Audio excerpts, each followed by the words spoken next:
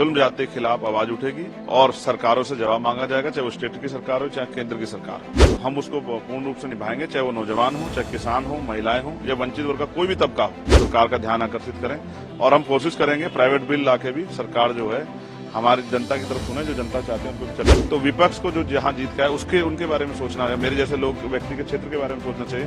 वहां जो school college hospital बने, मौका अभी मिला नहीं, अभी तो मैं आया हूं। जब मौका मिलेगा तो आपकी आवाज बहुत अच्छी रहेगी और ये आवाज हमेशा निष्पक्ष रहेगी और कमजोरों के लिए रहेगी। मैं उनकी आवाज हूं जिनको इंसान भी नहीं माना गया है, जिनको जानवर मान के उनको तमाम तरह सामाजिक आधार पर, आर्थिक आधार पर कुचला गया। मैं उनकी आवाज हूं और मैं विश्वास दिलाता हूं कि जब तक चंद्रशेखर पार्लियामेंट में है, हर जुल्म जाति के खिलाफ आवाज उठेगी और सरकारों से जवाब मांगा जाएगा, चाहे वो स्टेट की सरकार हो चाहे केंद्र की सरकार हो। जो भी सरकार संविधान के विरुद्ध में जाके आम जनता के विरुद्ध में कोई भी काम करेगी, उनसे जवाब मांगा जाएगा। और मैं स्पष्ट हूं कि हमें जिन लोगों ने भेजा है उन लोगों की आवाज उठाना हमारी जिम्मेदारी है, तो हम उसको पूर्ण रूप से निभाएंगे, चाहे वो नौजवान हो, चाहे किसान हो, महिलाएं हो या वंचित वर्ग का कोई भी तबका हो। या जिस तरह से कई सूचनाएं हमारे उसमें, जैसे बाबा साहब अम्बेडकर की स्टैच्यू जो है उसको हटाया गया है, उसको वहां से अलग किया गया है। मैंने उस पर भी जो है लोकसभा अध्यक्ष जो है उनको मैंने लेटर लिखा था कि भाई आप इस पे जो है संज्ञान लें और ये ठीक नहीं है।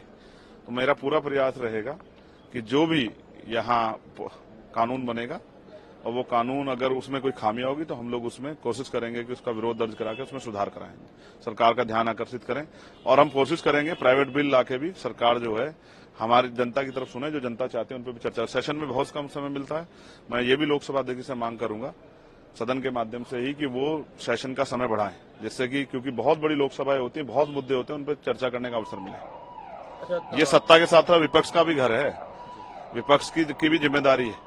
तो सत्ता पक्ष जो है सिर्फ अपने लोकसभा सांसदों के बारे में न सोचे, उनके क्षेत्रों के, तो विपक्ष को जो जहां जीत का है उसके उनके बारे में सोचना है। मेरे जैसे लोग व्यक्ति के क्षेत्र के बारे में सोचना चाहिए।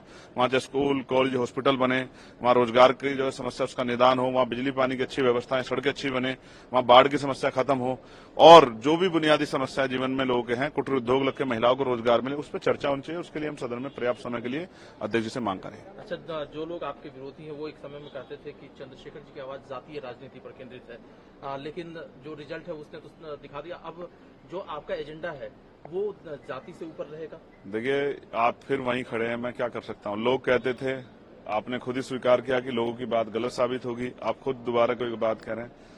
मैं संविधान को मानने वाला व्यक्ति हूं, मैं जाति के बैरियर में नहीं हूं। मैं जाति विहीन समाज की स्थापना के लिए, ये मेरे लक्ष्य में भी है और ये एक मजबूत उद्देश्य भी है इस देश को तरक्की करने का।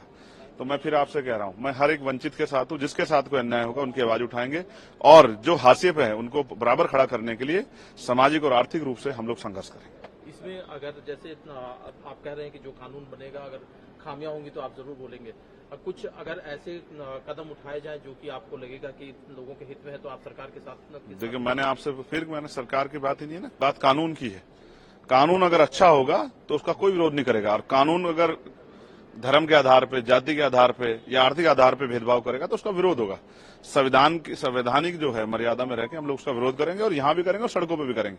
अगर कुछ भी गलत होगा, अगर कुछ अच्छा होगा उसकी समीक्षा होगी और जो अच्छा होगा उसका कोई विरोध नहीं करता है, लेकिन अगर कुछ गलत होगा तो उसका विरोध होगा।